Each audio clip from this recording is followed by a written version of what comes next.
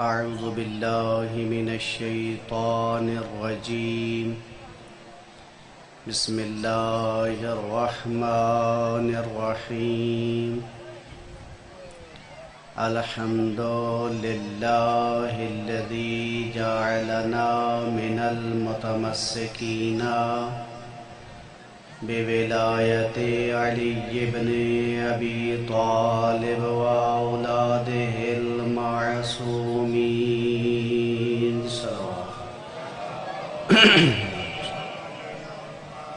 والصلاة والسلام على أشرف الأنبياء والمرسلين وآله الطيبين الطاهرين المعصومين أما بعد فقد قال رسول الله صلى الله عليه وآله وسلم إن الحسين مصباح الهدى وسفينة النجاة ولنتر صلوات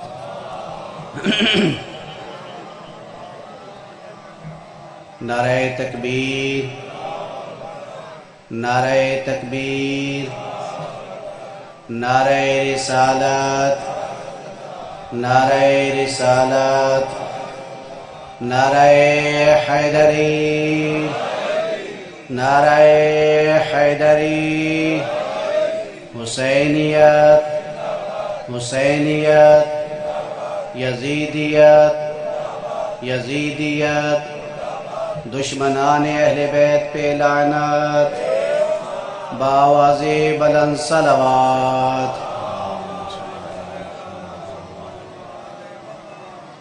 میرے معزز و محترم سامعین، دعا ہے خالق کائنات آپ سب مومنین کا یہاں چل کر آنا عبادت بے شمار فرمائے اور ہم سب کو خداوند منان حقیقی محب اہل بیت بننے کی توفیق عطا فرمائے۔ میرے معزز و محترم سامعین، میں نے آپ برادران کے سامنے اس ہستی کا ایک ارشاد گرامی پیش کرنے کی سعادت حاصل کی ہے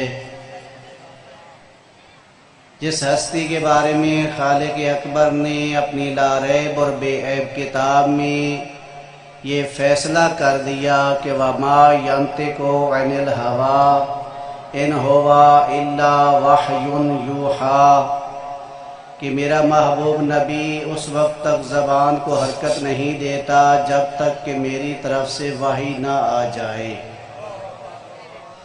وحی الہی کے بغیر نہ بولنے والی ہستی ارشاد فرما رہی ہے ان الحسین مصباح الہدی و سفینۃ النجات کہ بے شک میرا حسین چراغ ہدایت ہے اور کشتی نجات ہے۔ اس پرفتن دور میں، اس مایوسیوں کے دور میں اگر کسی کو روشنی کی ضرورت ہے، چراغ کی ضرورت ہے تو میرے مولا حسین علیہ السلام چراغ ہدایت ہیں۔ نجات کی ضرورت ہے تو میرے مولا حسین کشتی نجات ہیں۔ اللہ کے محبوب نبی فرماتے ہیں کہ یہ کلمات میں نے کب اور کہاں پڑھے؟ جب خالق اکبر نے مجھے معراج کروائی، میں جب عرش الہی کے قریب پہنچا، میں نے عرش کے دائیں طرف لکھا ہوا دیکھا، وہاں لکھا ہوا تھا ان الحسین مصباح الہدی و سفینۃ النجات کہ میرا حسین چراغ ہدایت ہے اور کشتی نجات ہے۔ ذرا غور سے تمام سماعت فرمائیں گے، زیادہ وقت نہیں۔ مولا حسین علیہ السلام کی عظمت کیا ہے؟ شیعہ سنی محدثین نے مولا کے فضائل پر مشتمل احادیث ذکر کی۔ کہیں فرمایا الحسین منی و انا من الحسین، حسین مجھ سے ہے میں حسین سے ہوں، احب اللہ من احب حسینہ، اللہ اس شخص سے محبت کرتا ہے جو حسین سے محبت کرتا ہے۔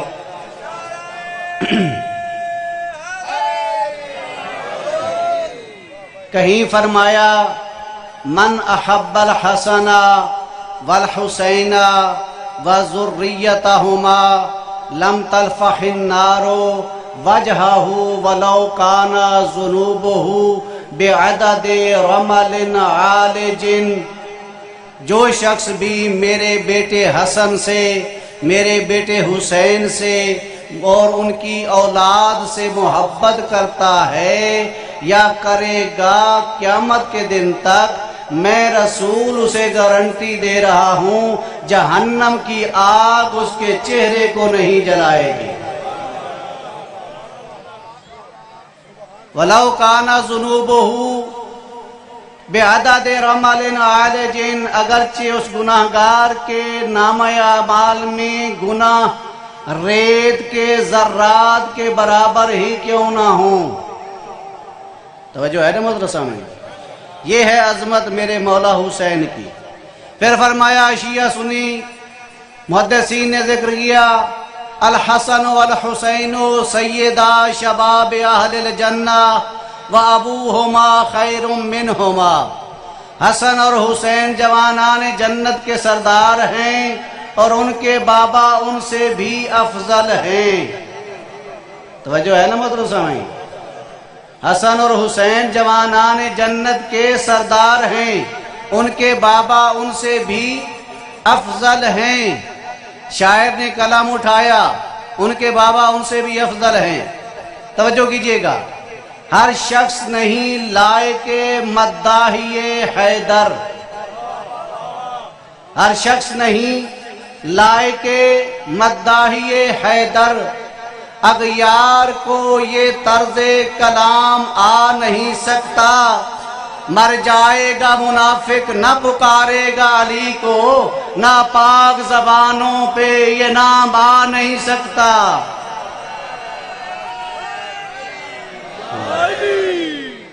جو ہے محترم سامعین، ناپاک زبانوں پہ یہ نام آ نہیں سکتا، اس لیے کہ میرے نبی نے فرمایا تھا یا علی لا یحبک الا طاہر الولادہ، تو اس سے محبت نہیں کرے گا مگر وہی کرے گا جس کی ولادت پاک ہوگی۔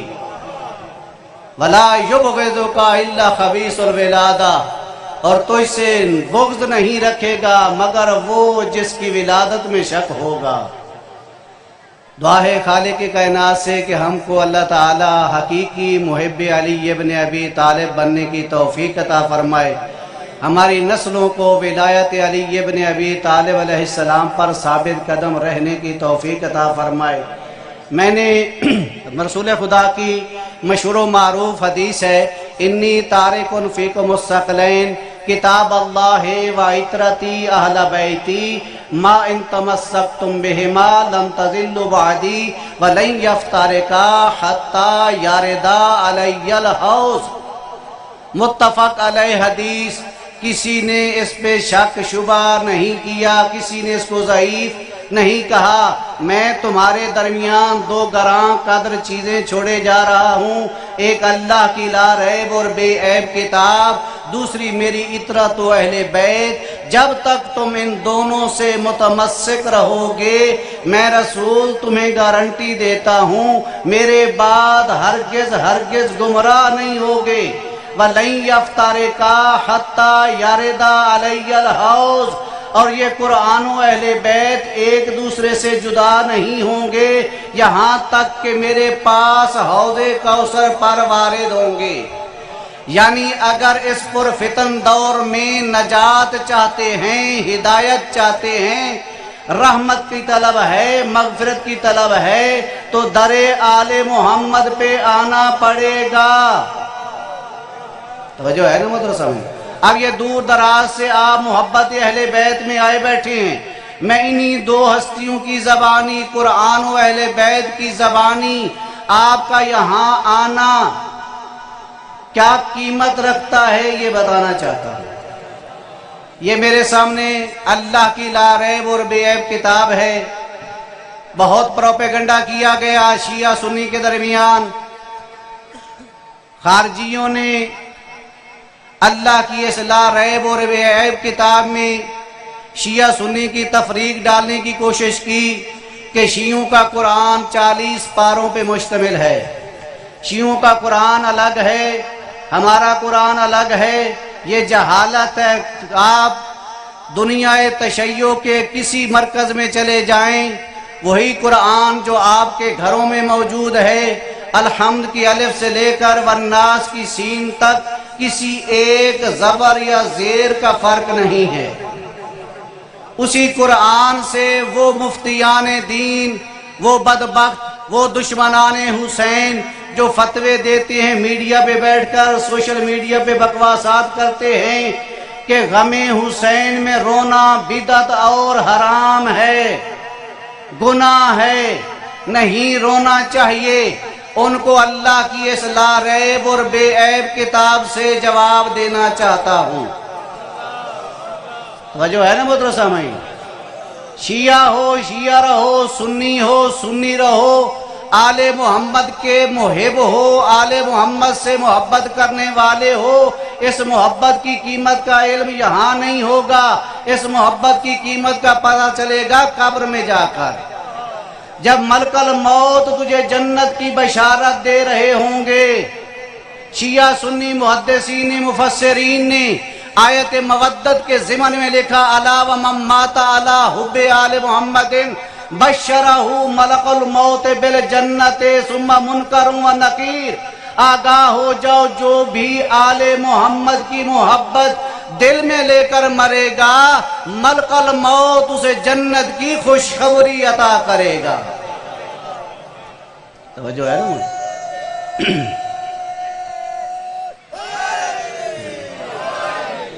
تو یہ قرآن مجید ہے، قرآن مجید کا پارہ نمبر 13، سورہ یوسف، آیت نمبر 84، 84 نمبر آیت۔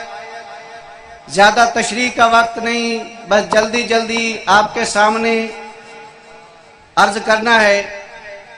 سورہ یوسف یاد کر لیجئے، حوالہ پارہ نمبر 13، سورہ یوسف۔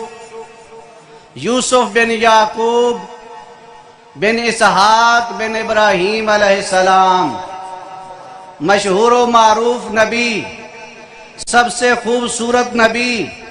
اس کے بارے میں خداوند عالم نے کچھ بہت تفصیلی واقعہ ہے، پر میں مختصر کر رہا ہوں۔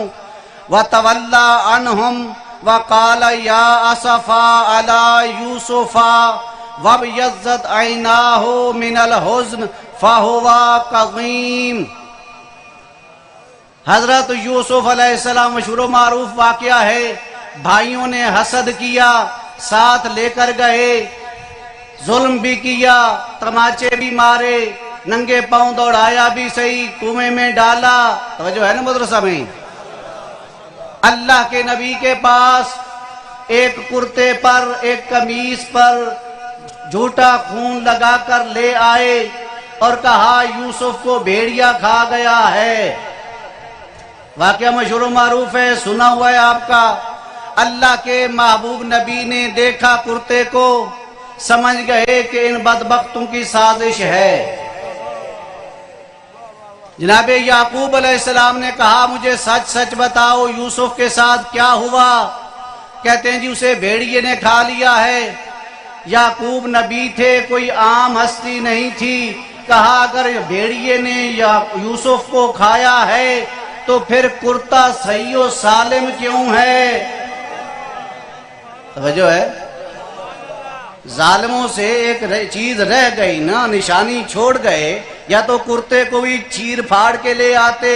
درندے نے جو چیرا پھاڑا تھا، کرتا اتار کے جناب یوسف کا ایک بھیڑ کو ذبح کر کے اس کا خون لگا کے لے آئے تھے۔ یعقوب نبی سمجھ گئے کہ میرا بیٹا زندہ ہے، لیکن ان کی سازش ہے۔ توجہ ہے؟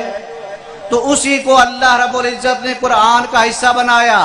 وَتَوَلَّى عَنْهُمْ حضرت یعقوب علیہ السلام نے اپنے بیٹوں سے منہ پھیر لیا. ظالموں سے منہ پھیرنا انبیاء کی سنت ہے. وَقَالَ يَا أَسَفَا، یہ جو اب یا حسین کہتے ہیں اس کی دلیل. وَقَالَ يَا أَسَفَا عَلَى يُوسُفَ، ہائے او میرا یوسف. یہ ہائے حسین یا حسین کہنا بدعت نہیں. اللہ نے یوسف کے فراق میں جناب یعقوب کا ہائے یوسف کہنا قرآن کا حصہ بنایا. توجہ ہے مدرسہ میں؟ اچھا کتنا روئے یوسف کو. وَبْيَضَّتْ عَيْنَاهُ مِنَ الْحُزْنِ، قرآن ہے. جائیے گا اپنے گھروں میں قرآن اٹھا کر کسی مولانا کو متعصب نہ ہو، اس سے پوچھئے گا وَبْيَضَّتْ عَيْنَاهُ مِنَ الْحُزْنِ کا معنی کیا ہے. حضرت یعقوب علیہ السلام فراق یوسف میں اتنا روئے آنکھوں کی بینائی ختم ہو گئی. اللہ نے یہ نہیں کہا یعقوب غلط کر رہے ہو. توجہ ہے؟ آج کا مفتی غم حسین میں رونے کو بدعت کہتا ہے، حرام کہتا ہے، گناہ کہتا ہے، رونے والوں کو جہنمی کہتا ہے. اللہ نے اچھا علم نبوت سے جانتے ہیں کہ میرا بیٹا یوسف زندہ ہے. آج ہمیں شعر سنائے جاتے ہیں کہ زندہ و جاوید کا ماتم نہیں کرتے. زندہ و جاوید کا جو شہید زندہ ہوتا ہے اس کا ماتم نہیں کرنا چاہیے. اور بھائی یوسف علیہ السلام ابھی مرے ہی نہیں، اس دنیا کو چھوڑا ہی نہیں. یعقوب نبی ہیں، علم نبوت سے جانتے ہیں کہ میرا بیٹا زندہ ہے. اتنا ایک ولی خدا کے فراق میں روئے. توجہ ہے؟ جناب یعقوب علیہ السلام نے، میرا آپ سب برادران سے سوال ہے، جناب یعقوب علیہ السلام نے اپنے بیٹوں کو، جناب یوسف علیہ السلام کو تمانچے مارتے نہیں دیکھا تھا؟ دیکھا تھا؟ نہیں دیکھا تھا.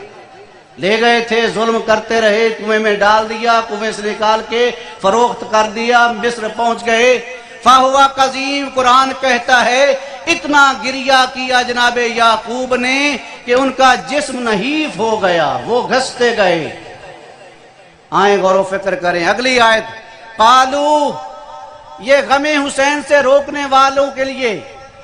غم حسین سے روکتا کون ہے؟ ہمیشہ ظالم چاہتا ہے میرا ظلم عیاں نہ ہو، میرے ظلم کو آشکار نہ کیا جائے. قالو، حضرت یعقوب علیہ السلام کے بیٹوں نے کہا تاللہ تفتح تذکر یوسفا، بابا آپ ہر وقت ہر لمحہ بغیر رکے تسلسل سے یوسف کو یاد کرتے رہتے ہیں، اس کے غم میں روتے رہتے ہیں. حتی تکون حرزا، ہمیں ڈر ہے کہ کہیں آپ جان بلب نہ ہو جائیں، مرنے کے قریب نہ پہنچ جائیں. او تکون من الحالکین، یا آپ اپنی رو رو کر جان دے بیٹھیں گے. یہ اعتراض کیا کس نے؟ ان ظالموں نے جنہوں نے جناب یعقوب سے بیٹے کو جدا کیا.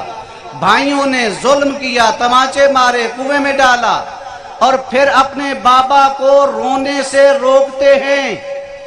تو پتہ چلا رونے سے روکنے والے ظالم ہوتے ہیں. آج آپ نے دیکھا ہوگا محلے میں شادیاں ہوتی ہیں، ڈھول بجائے جاتے ہیں. کبھی کسی نے شادی کے گانے بجانے کے جلوس کو نہیں روکا. اگر روکا جاتا ہے تو غم حسین میں نکالے جانے والے جلوس کو روکا جاتا ہے. اللہ رب العزت کہہ رہے ہیں کہ یہ بیٹے جنہوں نے ظلم کیا تھا یوسف پر، وہی آ کر کہہ رہے ہیں آپ مسلسل روتے رہتے ہیں، آپ مسلسل گریہ کرتے رہتے ہیں، آپ جاں بلب ہو جائیں گے، مر جائیں گے. خالق کائنات نے جناب یعقوب کا جواب نقل کیا. قال انما اشکو بثی وحزنی الی اللہ واعلم من اللہ ما لا تعلمون، کہ میں تو اپنا غم، اپنا دکھڑا اللہ رب العزت کو سناتا ہوں، تمہیں تکلیف کیا ہوتی ہے. تو پتہ چلا کہ اللہ رب العزت کے ولی کے فراق میں، ولی کے غم میں رونے والوں کو روکنے والا، اسے تکلیف ہوتی ہے۔ اللہ کے نبی فرما رہے میں اللہ کی جانب سے وہ باتیں جانتا ہوں جنہیں تم نہیں جانتے، یعنی میں جانتا ہوں میرا یوسف زندہ ہے۔ بھئی زندہ بیٹے کا اتنا غم کیا، وَابْيَضَّتْ عَيْنَاهُ مِنَ الْحُزْنِ، ان کی آنکھیں نابینا ہو گئیں۔ بھئی ہم عزادار کتنا گریہ کرتے ہیں، ہماری رو رو کر کوئی آنکھیں سفید تو نہیں ہو گئی نا۔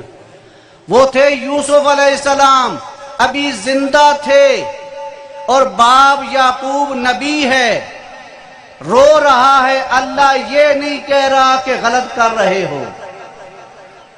اللہ یعقوب کا اپنے بیٹوں کے ساتھ مکالمہ قرآن کا حصہ بنا رہا ہے۔ اس کے بعد میں نے کہا تھا میں قرآن اور حدیث سے حوالے عرض کروں گا۔ یہ تھا قرآن۔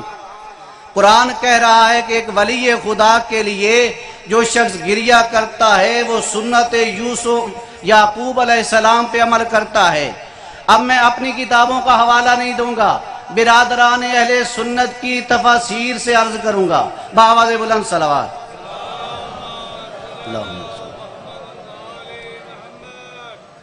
تفسیر نیشابوری، ان جبریل علیہ السلام دخل علی یوسف حینما کان فی السجن قال ان بصر ابیک ذهب من الحزن علیک فوضع یوسف یدہ علی راسہ فقال لیت امی لم تلدنی۔ توجہ کیجئے گا، برادران اہل سنت کی تفسیر نیشابوری، اس میں یہ حدیث ہے کہ جناب یوسف علیہ السلام کے پاس آئے جناب جبرائیل علیہ السلام جب وہ قید خانے میں تھے۔ حضرت جبرائیل علیہ السلام نے کہا تیرے بابا تیرے غم میں اتنا روئے ہیں کہ ان کی آنکھیں نابینا ہو گئی ہیں۔